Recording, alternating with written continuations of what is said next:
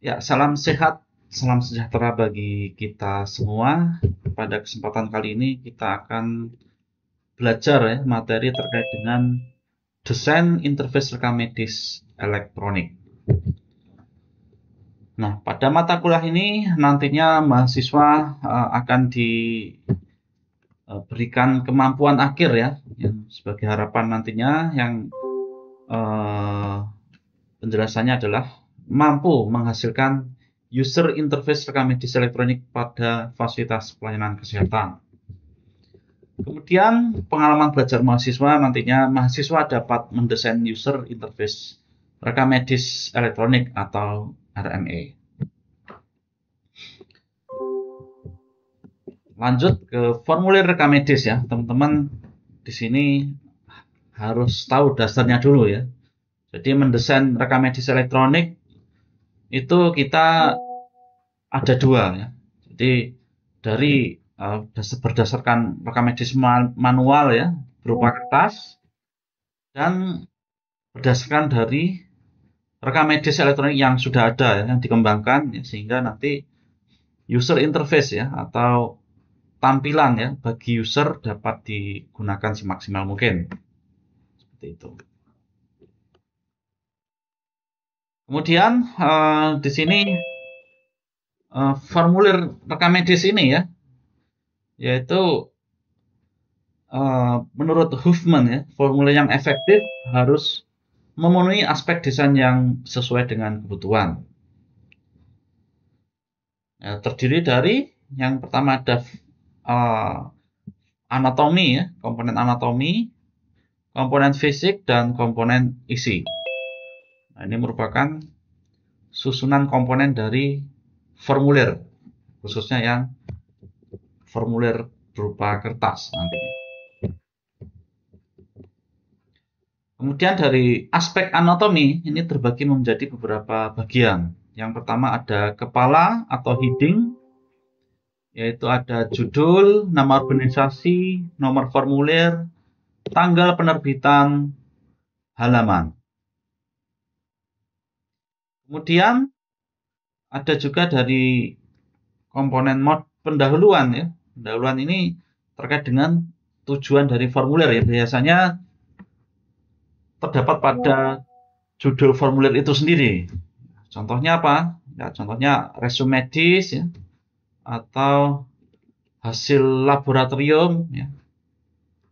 Itu menunjukkan dari tujuan formulir ya. Kita namakan sebagai pendahuluan. Kemudian ada perintah ya atau instruction. Nah, ini berisi petunjuk ya yang harus ada, biasanya ditandai dengan tanda bintang ya atau cetak miring. Jadi ada instruksi cara pengisian ya, agar jelas bagi yang mengisi begitu ya. Kemudian di sini ada juga terkait dengan komponen badan atau body, yaitu ruang untuk pengisian data utama. Nah, ini perlu diperhatikan ya. Badan ini ada beberapa bagian ya. Yang kita sebut badan itu apa ya?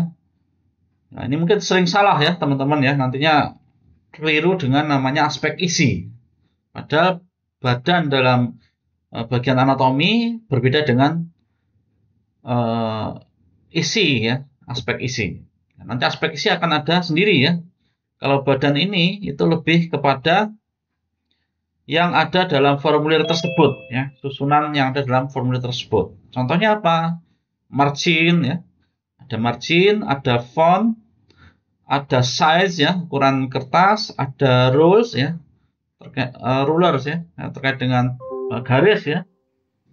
Garis, kemudian spasi, ya tata letak, ya, tipografi atau bentuk huruf. Nah, itu merupakan bagian dari badan.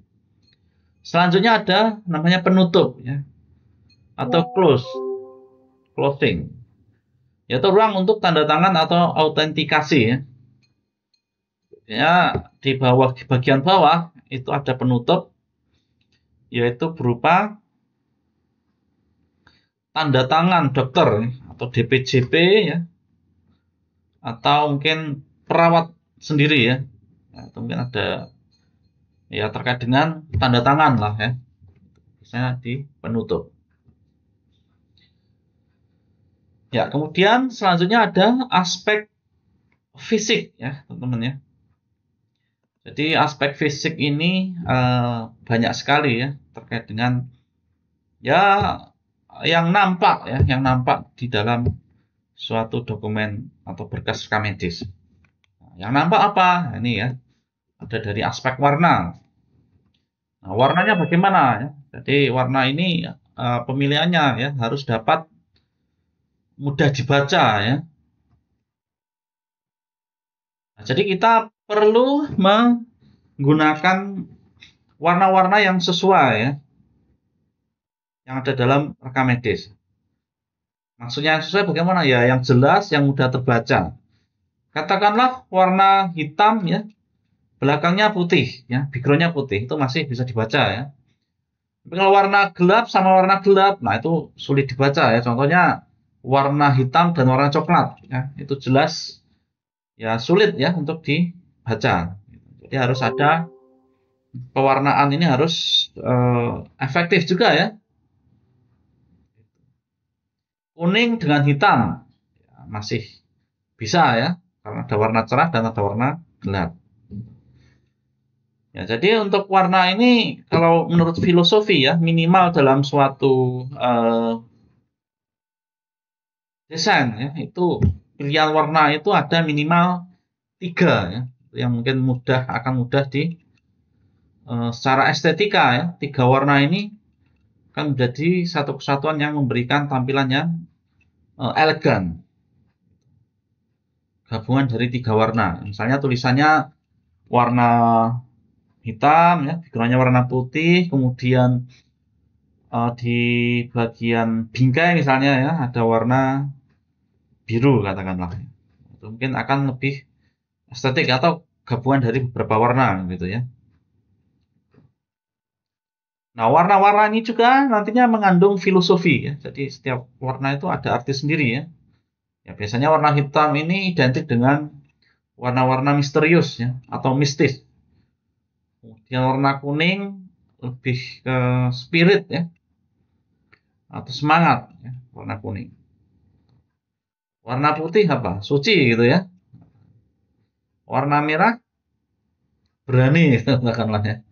Ya mungkin lebih ini ya maskulin juga ya, merah. Biru ya, biru itu identik dengan ide ya, ide-ide. Biasanya seniman-seniman itu ya suka warna biru katakanlah ya. Kemudian bahan. Nah, bahan, berat dan kualitas kertas ini harus dipertimbangkan ya untuk penyimpanan jangka panjang. Ya, kertasnya kertas apa? Ya biasanya kalau untuk bagian mapnya ya atau bagian yang melindungi kertas di dalam, yaitu biasanya harus yang lebih kuat ya. Bisa kertas buffalo ya, bahkan ada yang menggunakan eh, plastik gitu ya, map plastik. Map plastik gimana? Yang tebal gitu ya, tebal yang ya sudah tercetak tulisan, itu akan lebih kuat lagi tentunya ya. Dan tentunya map ini ya, map rekam medis itu harusnya lebih eh, lebar dan panjang gitu ya daripada yang ada di dalamnya. Dan ukuran ya, ukuran ini ya harus sesuai dengan kebutuhan isi formulir. Jadi ukuran ini terkait dengan ukuran fontnya ya, ukuran kertasnya itu harus jelas ya. Kemudian bentuk ya, bentuk vertikal atau horizontal atau persegi panjang.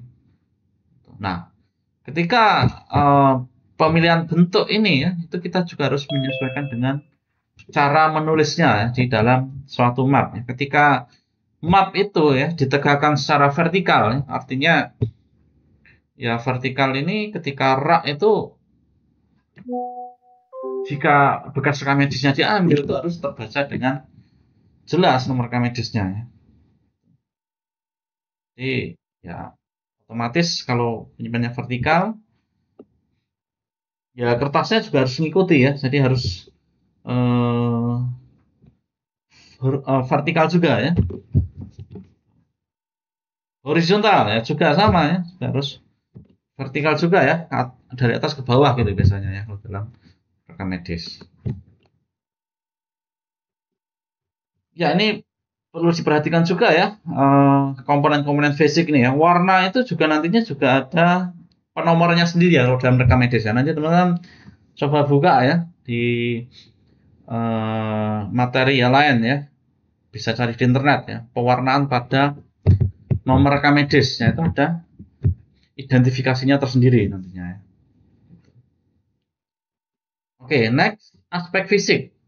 Tadi sudah ya aspek fisiknya, sekarang aspek isi. Aspek isi ini ada beberapa bagian ya. Pertama terkait dengan kelengkapan item. Nah, semua data itu yang dibutuhkan itu harus tersedia ya. Jadi perlu ya rekam medis ini bukan berdiri sendiri ya, tapi harus berkoordinasi dengan pihak-pihak atau unit-unit yang ada di rumah sakit. Misalnya dokter, gizi, perawat ya itu kan masing-masing juga mengisi form ya.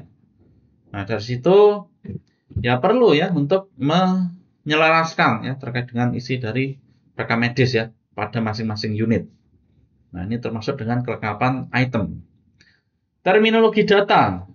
Nah, ini istilah medis diberi keterangan dalam bahasa Indonesia.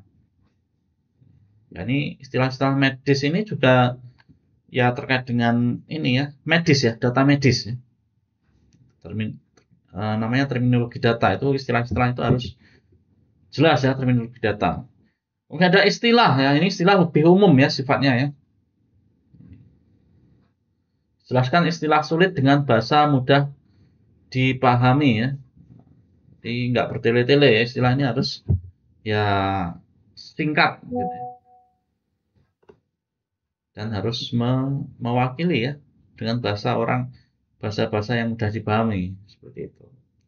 Singkatan, ya, perhatikan singkatan sesuai dengan kebijakan instansi ya. Nah, ini juga perlu dipahami ya oleh semua unit ya singkatan-singkatan yang ada dalam kaitannya baik dari dalam rumah sakit sendiri atau secara umum ya, itu harus disosialisasikan juga ya singkatan itu apa nanti biar jelas. Simbol, gunakan simbol yang standar ya. Simbol-simbol ini biasanya juga eh, ya mempengaruhi juga ya. Ya simbolnya ini juga harus jelas. Ya, kalau centang itu apa misalnya ya simbol centang, ada simbol silang, itu juga harusnya diberi keterangan ya dalam suatu form. Ya, ini tadi ya mungkin agak bingung juga ya. Tadi ada namanya istilah dan terminologi ya dalam aspek isi tadi. Nah, apa yang membedakan? Ya, yang membedakan dari segi lingkup. Istilah yaitu satu kata atau gabungan kata ini. Kalau terminologi, kumpulan istilah dalam satu bidang ilmu ya lebih khusus ya, spesifik ya. Ini spesifitasnya ya. Ini, kalau istilah itu lebih umum, kemudian kalau terminologi ini lebih spesifik. Ya. Kemudian fungsi ya, kalau fungsi menggambarkan sesuatu ya, ini istilah. Kalau terminologi membantu penyamaan pemahaman secara profesional. Ya, jadi kita harus tahu dulu ya terkait dengan bagian-bagian yang ada di rekam medis yang ada saat ini ya, secara mendasar, yaitu di rekam medis manual ya, atau secara kertas. Nah, baru nanti kita akan selanjutnya masuk ke dalam formulir rekam medis elektronik ya. Ini nanti lebih perdalam lagi kita nantinya untuk mempelajarinya ya, terkait dengan apa saja bagian-bagiannya gitu ya. Nah, rekam medis elektronik ya kita sudah tahu ya bahwa merupakan sistem yang memungkinkan untuk pengumpulan, pengolahan, dan penyimpanan informasi medis dalam bentuk elektronik ya. Rekam medis elektronik. Jadi data-data pasien itu tersimpan dalam suatu database ya yang kita gunakan di sini adalah rekam medis elektronik. Oke, bagaimana alur proses dan prosedur desain formulir? Ya, ini juga ada tahapan-tahapannya juga. Kita kalau mau membuat desain ya dalam suatu instansi, itu juga perlu pertimbangan ya, ada alurnya juga, ada dasarnya juga gitu. Ya tentunya harus dirapatkan terlebih dahulu gitu ya. Itu ya. Secara umum desain formulir ini berawal dari ide membuat atau merevisi ya. Nah, jadi membuat baru atau mengembangkan ya, atau kita sebut sebagai merevisi yang sudah ada gitu ya. Nah, kita harus tahu kebijakan tentang desainnya ya di rumah sakit ini. Kalau melakukan desain itu ya bagaimana prosedurnya ya. Kalau sudah jelas kebijakannya ya atas dasar eh, instruksi dari pimpinan tentunya ya, atau mungkin kebijakan lain yang mengatur bahwa perlu adanya evaluasi ya dalam suatu desain form baik elektronik maupun manual. Nah, ini kita perlu mempertimbangkan juga terkait dengan hal-hal untuk desain formulir. Yang pertama, apakah formulir telah rasional? Artinya rasional ini dapat diterima begitu ya, sesuai dengan kebutuhan gitu. Adakah informasi yang mirip dengan formulir yang akan didesain? Ini juga harus diteliti juga ya, informasi-informasi tersebut apakah bersifat ganda ya, atau bagaimana gitu ya. Otomatis kalau ganda ya mungkin salah satu mungkin ada yang nggak diisi gitu ya. Nah, jadi kita harus bisa menyederhanakan desain formulir sesuai dengan kebutuhan ya. Nah, tujuan dari formulir telah sesuai ya, tentunya kita menggunakan dari peraturan ya. Dasarnya adalah aturan. Jadi informasi apa saja yang harus ada dalam suatu desain form tersebut ya. Tentunya nanti outputnya berupa pelaporan nantinya di akhir ya untuk kebijakan pimpinan atau manajemen. Jadi informasi-informasi yang dihasilkan juga harus jelas ya berdasarkan dari tujuan formulir itu dibuat.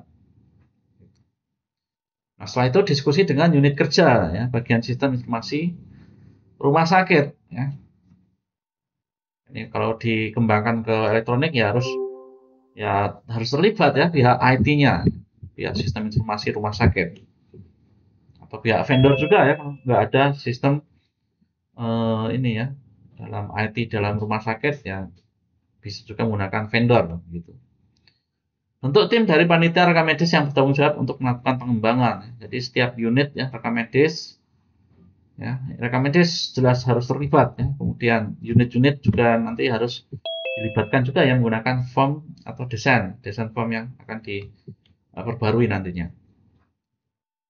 Presentasi draft formulir dalam pertemuan dengan tim ya. Tentunya ya sebelum presentasi ini kan ada rapat ya. Rapat dulu ya bagaimana komponen-komponen apa saja yang harus ada, kemudian didesain ya. Nah, desain ini juga harus mengandung beberapa aspek tadi yang disebutkan ya. Ada isi, anatomi, dan terkait dengan fisik juga. Umpan balik dari hasil. Ya. Umpan balik dari hasil ini apakah ada perbaikan atau tidak ya? Kalau ada perbaikan, ya direvisi, dipresentasikan ulang. Ya. Kalau sudah final atau sudah finish, ya itu dilakukan uji coba. Uji coba berhasil, ya nggak ada revisi ya. Kalau ada revisi, ya kembali lagi ke perbaikannya ya.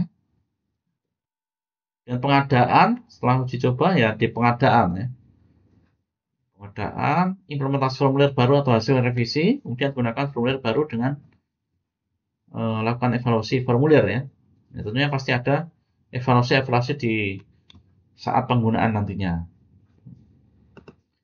Oke, ini secara khusus ya, secara pertimbangan khusus dalam desain formulir elektronik ini kita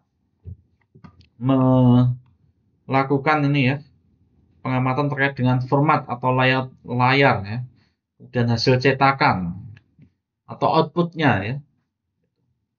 Jadi bagaimana kita menginput, bagaimana tampil di sebuah komputer itu ya kita mempertimbangkan layout di layar ya. Biasanya kalau layout di layar ini ya itu ada berbagai jenis ya, layar komputer ya, atau CPU atau layar laptop atau layar tablet, HP, smartphone. Nah, itu juga perlu dipertimbangkan di sini ya. Biasanya kalau sistem informasi yang sekarang ya itu biasanya sudah resizable ya. Artinya ya ketika dibuka di device tertentu ya akan menyesuaikan dengan bentuk layarnya. Berapa pixel itu nanti akan menyesuaikan. Kemudian hasil cetakan, nah, ini berupa output ya. Apakah hasil cetakannya berupa misalnya KIB ya, atau berupa di bentuk F4 laporan ya, atau juga berupa bahkan gambar ya. Kemudian terkait dengan komponen dasar dalam form elektronik ya. Ini komponen dasarnya ya nanti banyak sekali ya, dari mulai output ya, input, output, validasi ya, dan komponen-komponen yang ada dalam sistem ya nanti Pak jelaskan juga ya. Jadi ya sebuah objek kontrol nantinya ada sebuah objek kontrol yang menampung dari objek kontrol lain. Jadi ketika diklik, diinputkan apa hasilnya nanti ya. Nanti akan kita pelajari juga di sini. Nah, secara umum prinsip-prinsipnya harus konsisten ya, ada konsistensi. Ya. Kesederhanaan, kejelasan, kelengkapan, keamanan, dan keterbacaan. Konsistensi ini harus nggak berubah-ubah gitu artinya ya, harus konsisten, ya, harus mengikuti perkembangan dari rekam medis elektronik yang sekarang ya. Jadi dari mulai variabel ya yang terbaru yang di standarnya oleh pemerintah itu juga harus digunakan ya, harus konsisten. Kesederhanaan ini biasanya terkait dengan tampilan ya, tampilan dan cara input ya itu juga harus mudah dilakukan oleh petugas rekam medis ya, atau biasanya di dalam penginputan data itu juga harus mudah. Gitu. Kejelasan ya, kejelasannya terkait dengan tampilan biasanya ya. Dari segi warna, tulisan itu harus terbaca gitu ya. Kelengkapan ya, ini harus lengkap ya, jangan ada komponen yang eh, tidak lengkap. Ya, harusnya terisi kok nggak terisi lah, itu yang menjadi masalah nantinya ya. Sehingga nanti ya perlu adanya validasi atau adanya sistem warning ya dalam satu sistem tersebut. Keamanan, nah ini juga menjadi momok ya di era sekarang, era digital ya. Kita apalagi kita menggunakan internet, ya banyak ancaman-ancaman cyber yang ada di dalamnya. Keterbacaan, nah ini juga harus jelas ya. Size ukuran hurufnya ya, besar atau kecil, itu juga harus diperhatikan juga. Selanjutnya ada navigasi. Ya, tujuan navigasi apa? Untuk mempermudah akses pencatatan dan pengelolaan data pasien. Ini secara prinsip ini harus menampilkan visual yang konsisten.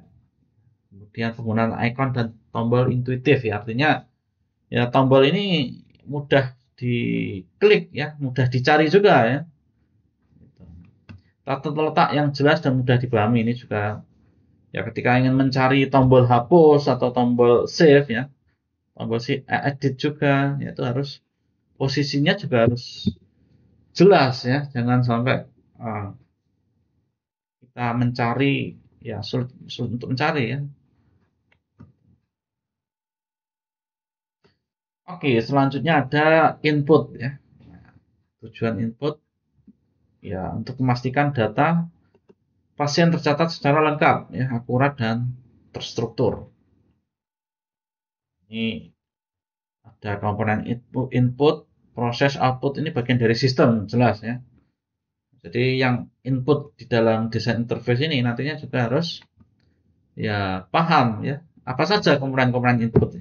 Nanti akan Pak jelaskan ada di berikutnya ya.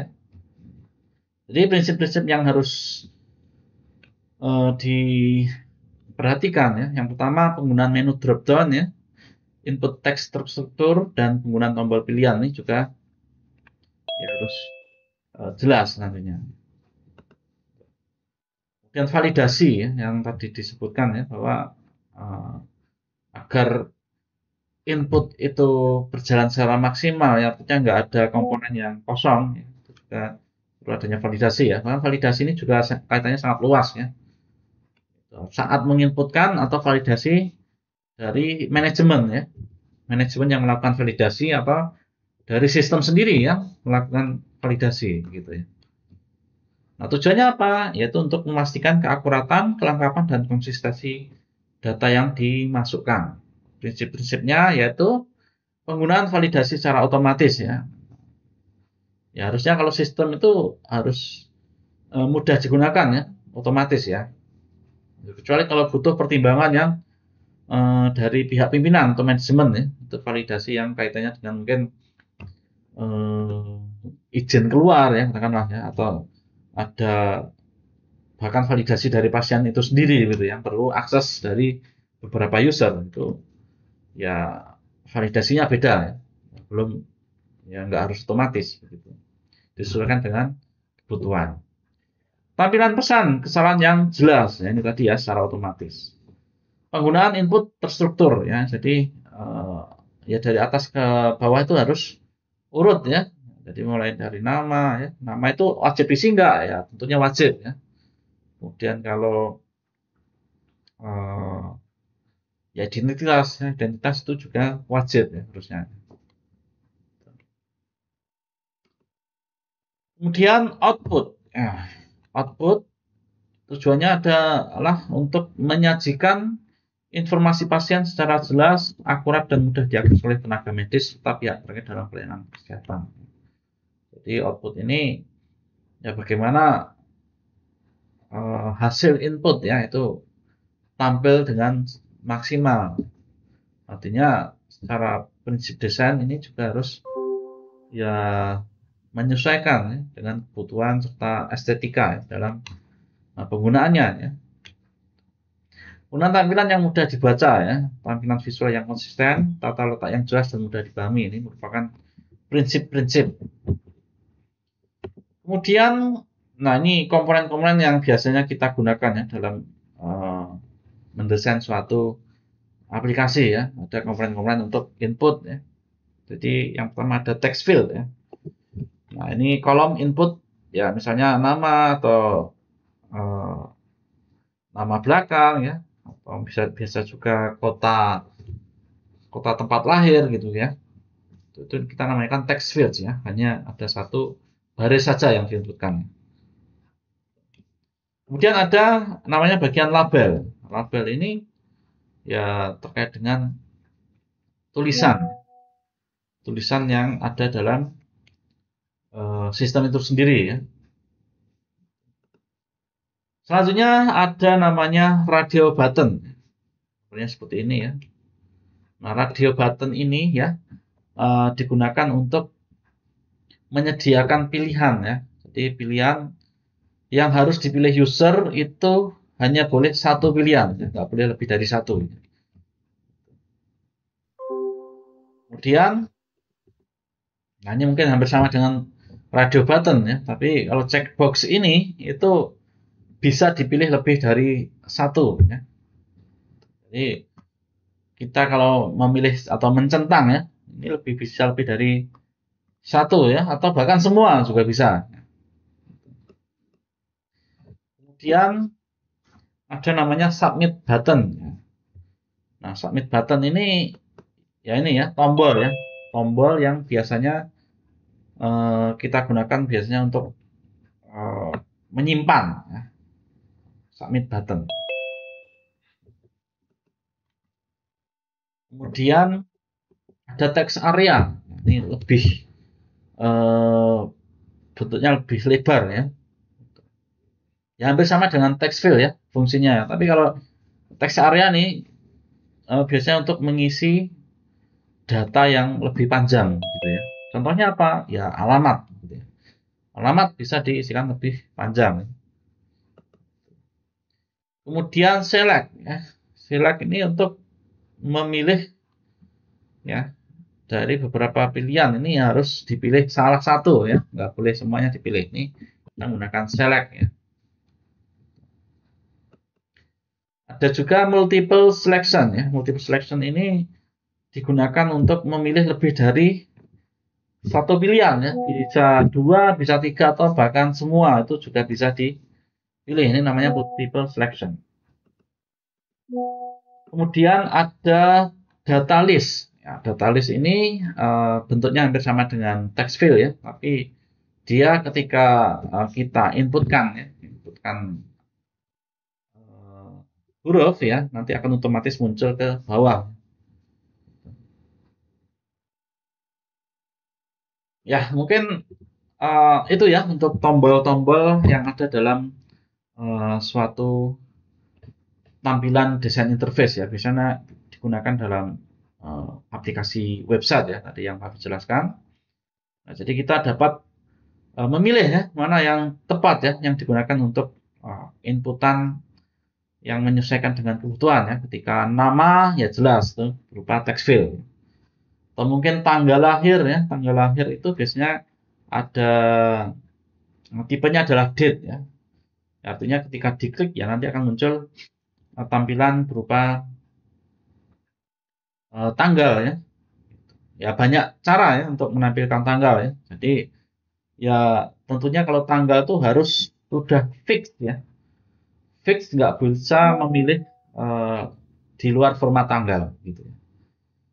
Alamat ya, alamat juga jelas tadi ya, ada teks area, kemudian pilihan pria atau wanita ya, kita bisa menggunakan alternatif yaitu select atau radio button.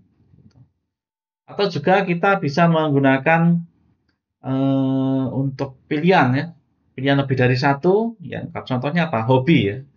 Hobi itu kita bisa menggunakan multiple selection atau namanya checkbox ya. Mungkin hampir mirip ya checkbox dengan radio button ya. Tapi kalau radio button tuh hanya ada satu pilihan yang harus dipilih. Kemudian kalau checkbox ya itu harus bisa lebih dari satu ya, bahkan semua. Ya mungkin cukup sekian ya untuk materi pada sesi ini. Selanjutnya mungkin kita akan bertemu di pertemuan selanjutnya. Terima kasih. Wassalamualaikum warahmatullahi wabarakatuh. Waalaikumsalam warahmatullahi wabarakatuh. Waalaikumsalam warahmatullahi Terima kasih wabarakatuh. Bapak. Makasih Pak Afif.